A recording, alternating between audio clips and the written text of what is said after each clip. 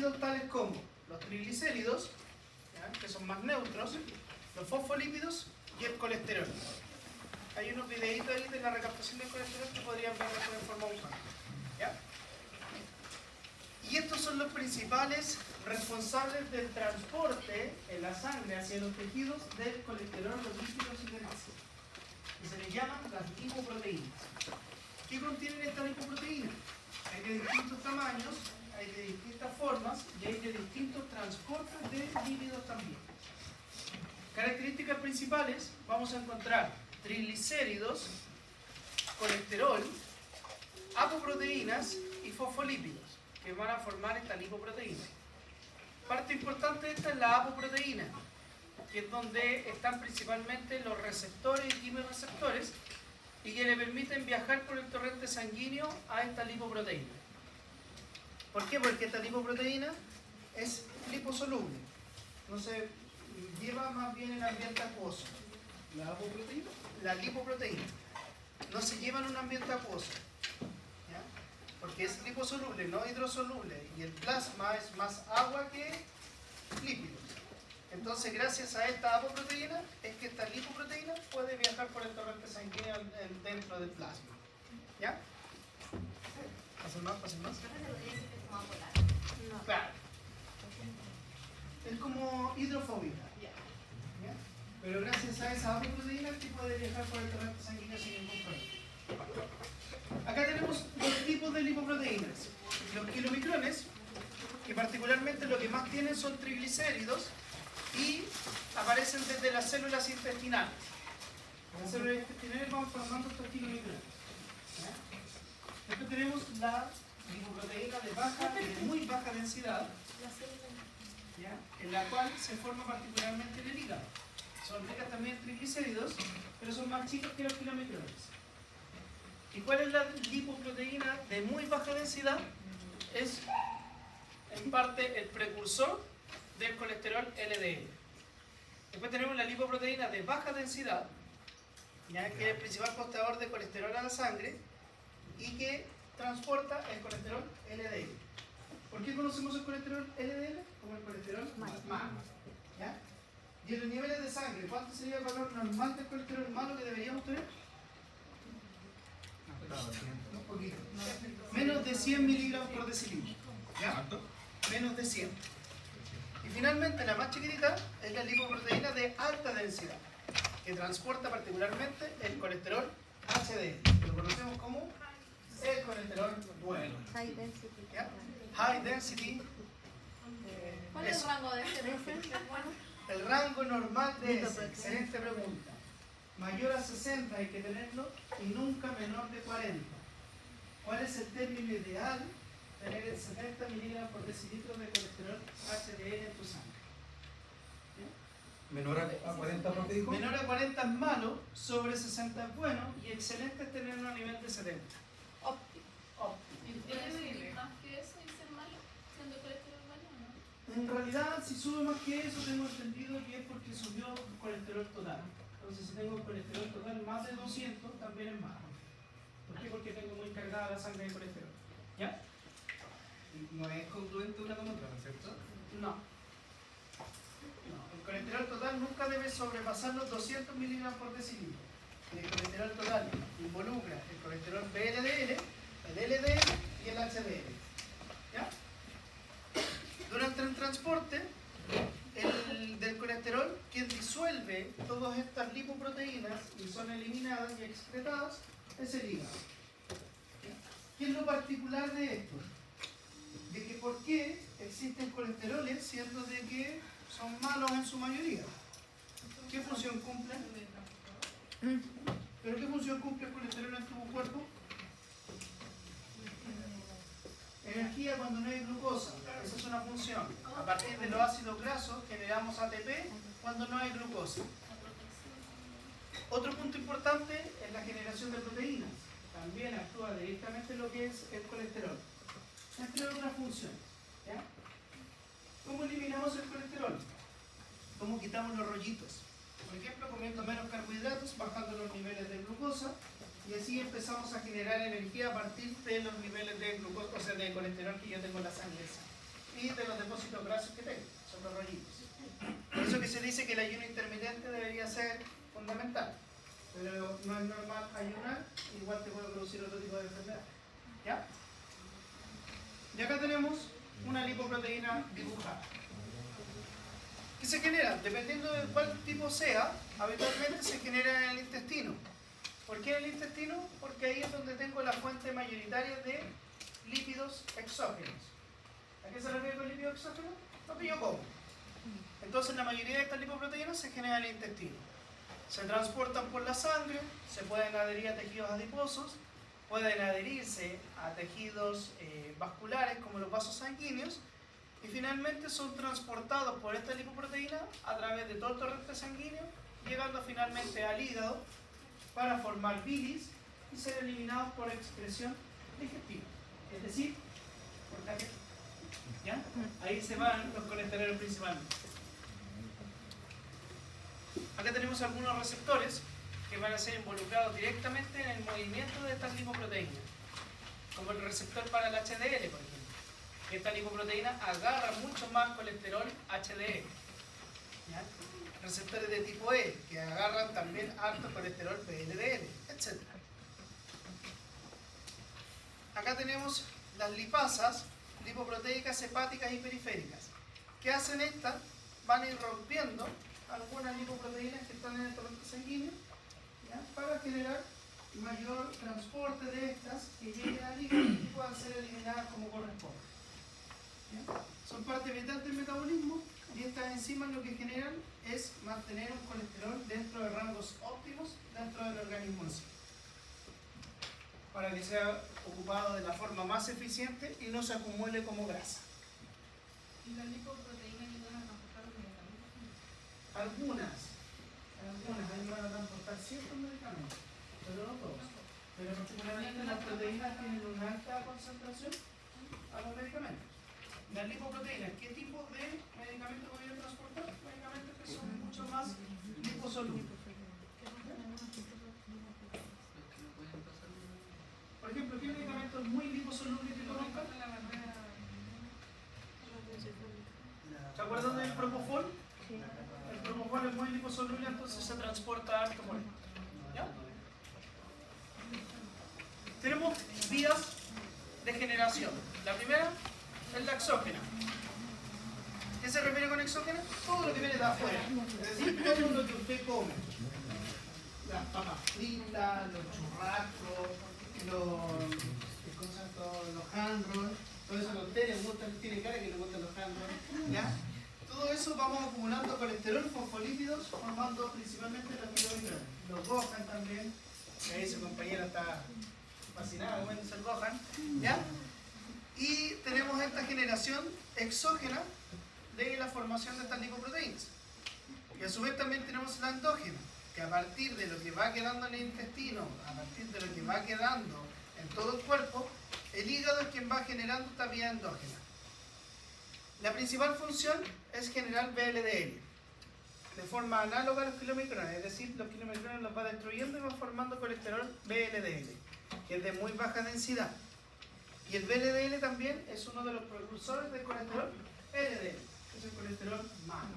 ¿Ya? Y aquí se van acumulando harto lo que es el tejido muscular y principalmente en el tejido adiposo, en la grasita, en el rollito regalón que todos tenemos, ¿verdad? Bueno, hay algunos a lo mejor que no tienen rollito regalón. Y la vía para el transporte, acá hay una apoproteína que se denomina A1. ¿Se acuerdan que la apoproteína era una colita que aparecía en las lipoproteínas? Era esta. ¿Ya? Hay una particularmente que se denomina A1, que tiene mucho contenido de HDL. ¿Qué es lo que hace esta particularmente? Agarra todo el colesterol periférico y lo lleva directamente al hígado para ser eliminado. ¿Ya? Agarra todo el colesterol que está dentro del cuerpo y lo lleva al hígado para ser eliminado.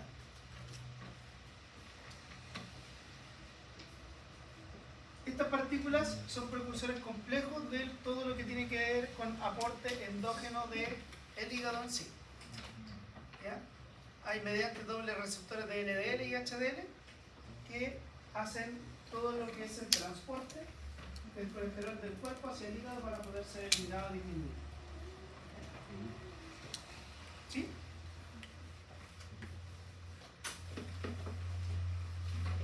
Todo esto evita la aterogénesis. ¿Qué es la aterogénesis? Lo que vimos en la clase anterior, la formación de los ateromas, particularmente de los vasos sanguíneos. ¿Ya?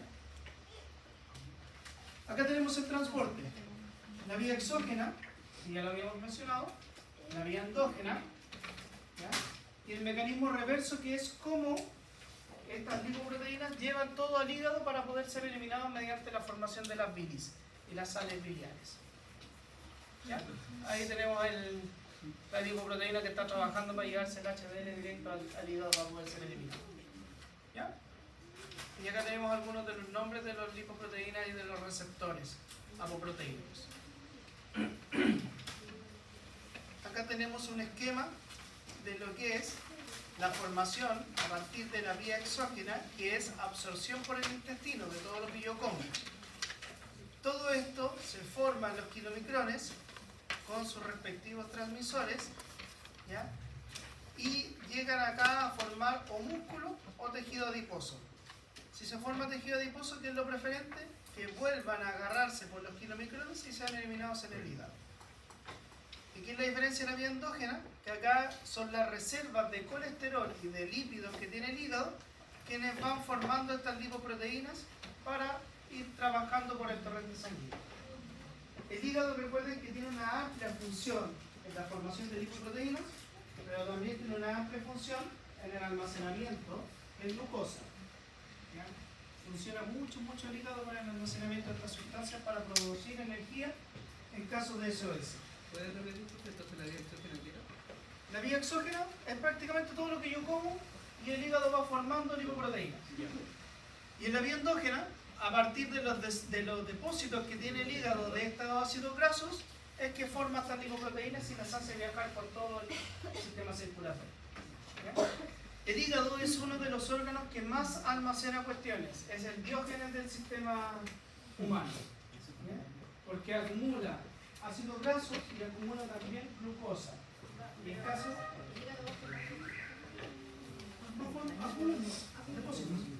depósitos de ácidos grasos y de glucosa. Entonces, cuando hay falta de glucosa y de ácidos grasos, el hígado es cuando genera esta vía endógena. ¿Ya? ¿La vía endógena se genera como grupo? Cuando hay principalmente falta de ácidos grasos en el cuerpo, se activa harto lo que son los depósitos de ácidos grasos hepáticos. ¿O de azúcar o solamente azúcar? O sea, estamos hablando de ácidos grasos, pero también en el caso de cuando hay una hipoglicemia severa, el hígado tiene depósitos internos de glucosa. De hecho, hay un medicamento que es el análogo de una hormona del páncreas, y ¿qué es lo que hace? Cuando hay una glucosa muy baja, se administra este medicamento y se liberan todos los depósitos hepáticos de glucosa para hacer despertar a la persona. ¿Saben cómo se llama ese medicamento? La glucosa lenta. Esa glucosa nomás. ¿Saben cómo se llama el medicamento que libera todos los depósitos de glucosa al hígado? Glucagón. De hecho, los diabéticos tipo 1 siempre tienen un glucagón en su refrigerador.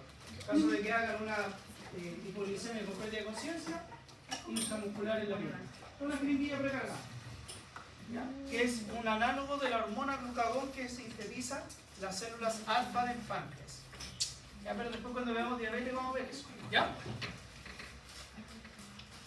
Y ahora pasamos directamente a lo que es la hiperlipidemia.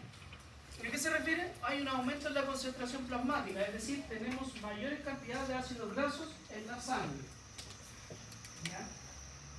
¿Cuál es lo más peligroso de esto? Tener un aumento del colesterol LDL, más de lo recomendado, que son 100 miligramos por decilitro. ¿Qué va a generar este aumento del LDL? Formación de placas ateromatosas, obstrucción de los vasos sanguíneos importantes de nuestro cuerpo. Factores predisponentes, tenemos la edad, como siempre, la edad siempre va a ser, mientras más viejo sea, más jodido voy a estar, ¿ya? Y el sexo. Acá se ha dicho que las mujeres tienen mucho más probabilidades también de formar placas ateromatosas o de aumentar los niveles de colesterol. Sin embargo, igual le seguimos ganando los hombres, ¿ya? Acá tenemos la diferencia diferencia de dislipidemia con hiperlipidemia. Dislipidemia hay un desequilibrio de los lípidos. Podrían estar muy elevados o muy bajos, pero están en formativa normal. Y de hiperlipidemia hay un exceso de lípidos en sangre. ¿Ya? A la patología, ¿cómo se le denomina? Cuando se ingresa al sistema de salud cardiovascular, como dislipidemia, no como hiperlipidemia. La patología GES se le denomina dislipidemia. Cuando tenemos sobre 200 de colesterol total o cuando tenemos sobre 150 de triglicéridos. ¿Ya?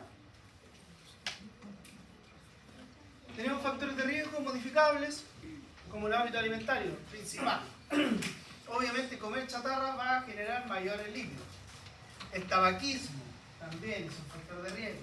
¿Ya? El consumo de alcohol, dice ahí. ¿Ya? El sedentarismo. Porque recuerden que mientras más ejercicio haga, más ácido graso por quemar. ¿Ya? El estrés también es un factor modificable. Un factor de riesgo muy importante. Y los no modificables, como siempre, la hereditaria, la edad y el género. Siempre estos van a ser factores no modificables. Porque yo no me puedo disminuir la edad. Bueno, hay mujeres que hacen que se bajan la edad, pero no hacen nada. ¿Ya? De la fisiopatología, particularmente lo que habíamos visto anterior con la formación de la placa ateroma. Eso es lo más grave que te podría generar una hiperlipidemia o una dislipidemia. Ahí tenemos las vías de generación de la lipoproteína o de formación, la exógena, la endógena, la formación del colesterol, los triglicéridos, etc. Vamos a indagar mayoritariamente porque para leer el puro texto aquí ya lo he explicado. Las formas de la dislipidemia generalmente que podríamos encontrar por una mutación genética es, por ejemplo, que hay una disminución de la captación de lipoproteínas en el hígado. Es decir, hay una falla en los receptores o mediadores.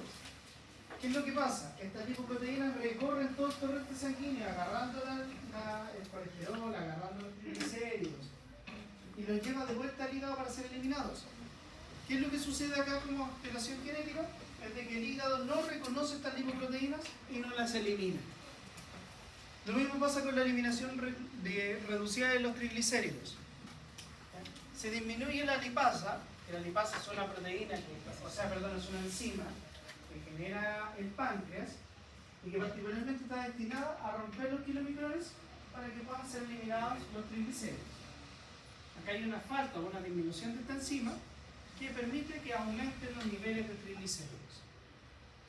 Mutación de otra proteína, como la subtilicina y quexina, ¿ya? También podría generar de que el hígado no reconozca las lipoproteínas que mantienen o que llevan el LDL y por ende no sean eliminados y estos sigan acumulándose en sangre.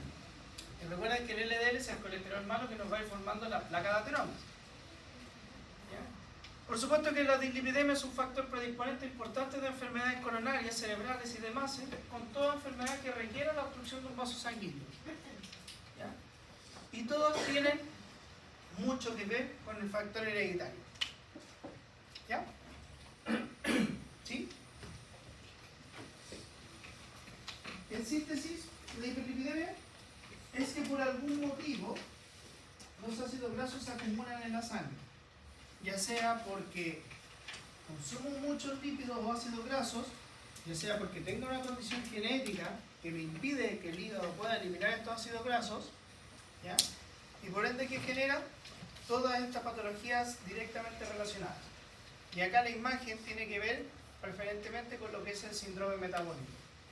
Pero vamos a estudiar más en detalle cuando veamos diabetes de tipo 1 y tipo 2, con el síndrome metabólico.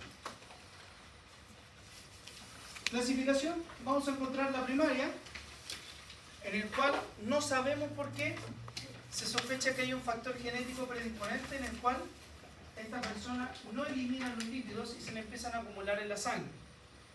Y en el caso de la secundaria, vamos a encontrar que hay algún estilo de vida o alguna enfermedad adquirida, como la obesidad, por ejemplo, que genera que se dispare sangre. ¿Ya? Hagan bien esta diferencia, puede ser pregunta, ¿no?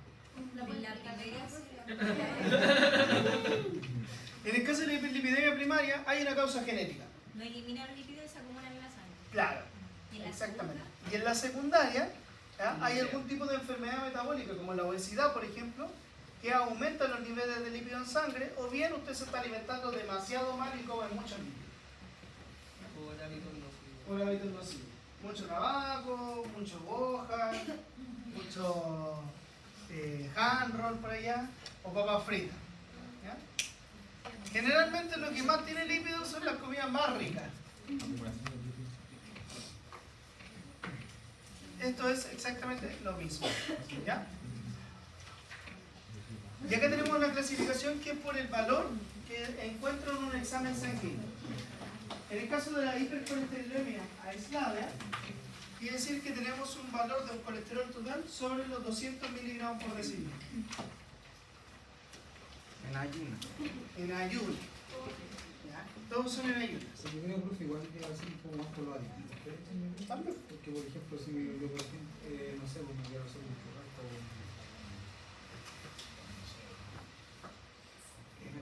¿Ya? sin echarle, por ejemplo, todas las cosas posibles, independientemente, por ejemplo, más, en vez de echarle, no sé, milanesa o cosas así, que son un poco más para el cuerpo, carnes, cocina, O pollo. Igual podemos encontrar bilipidemia. Y depende de lo que estáis hablando de un churrasco, pero no hay churrasco embalsado.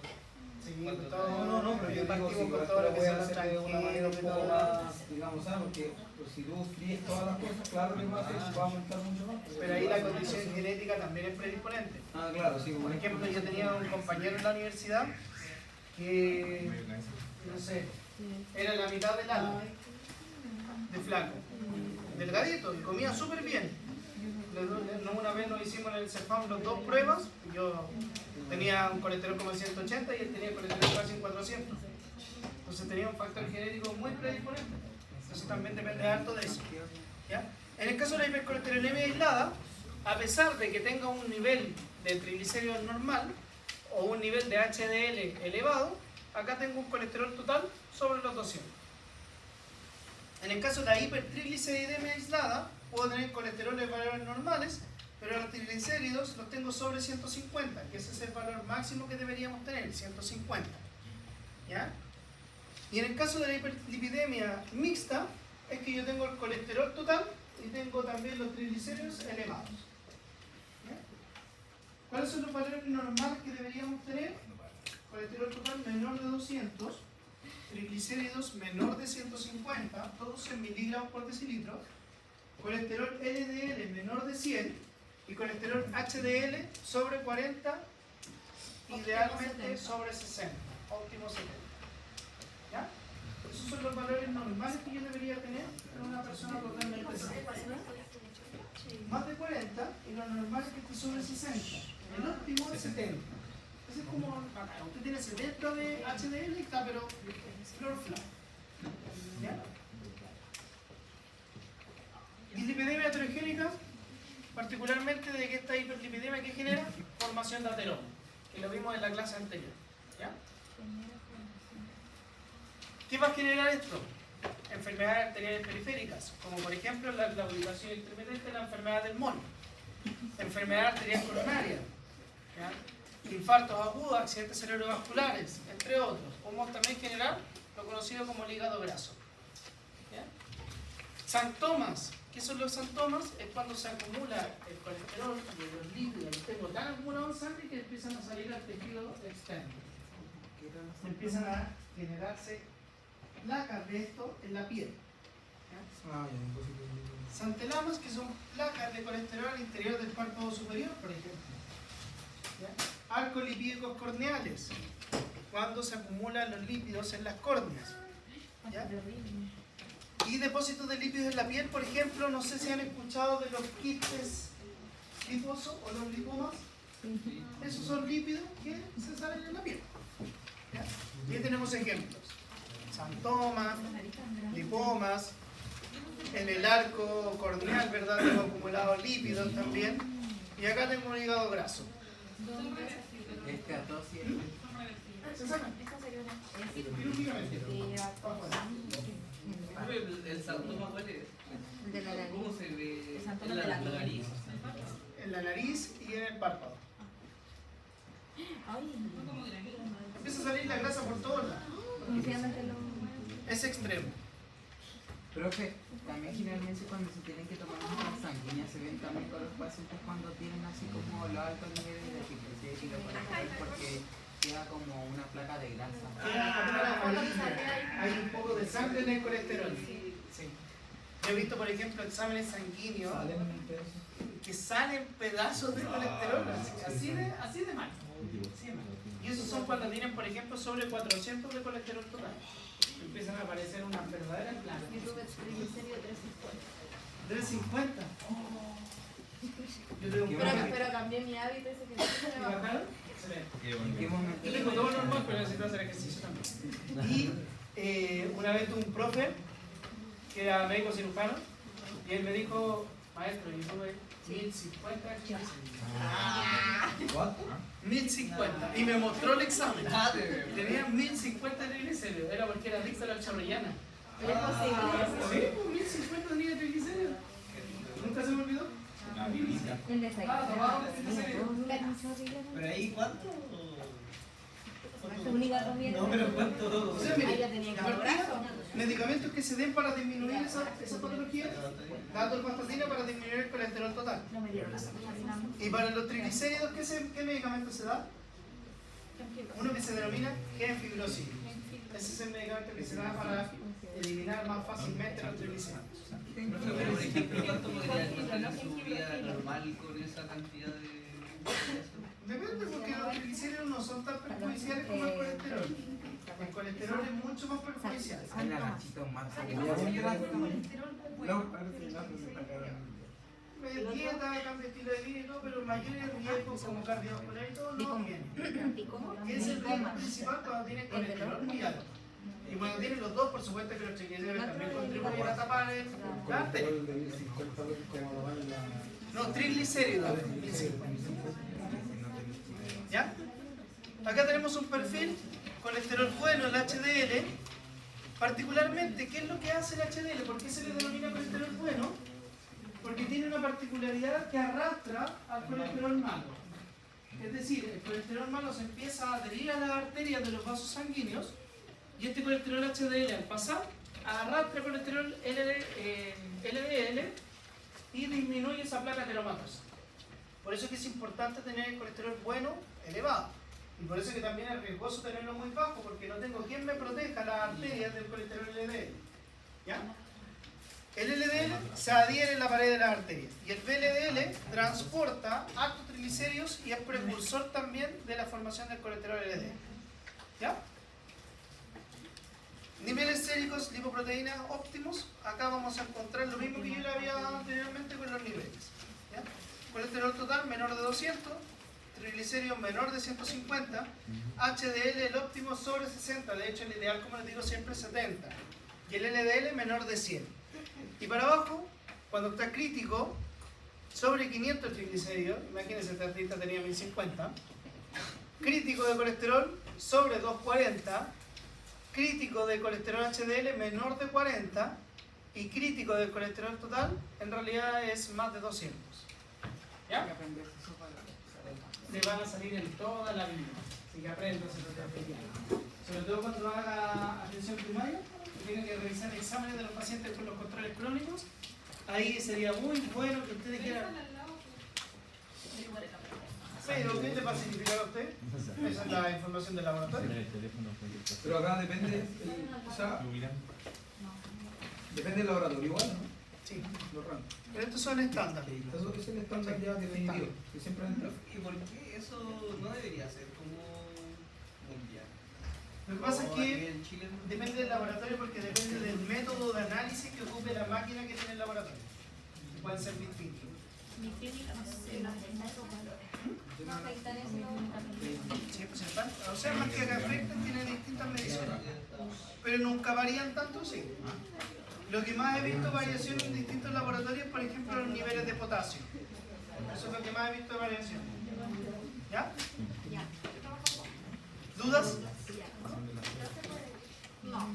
¿Esa? No, se puede. Ah, voy.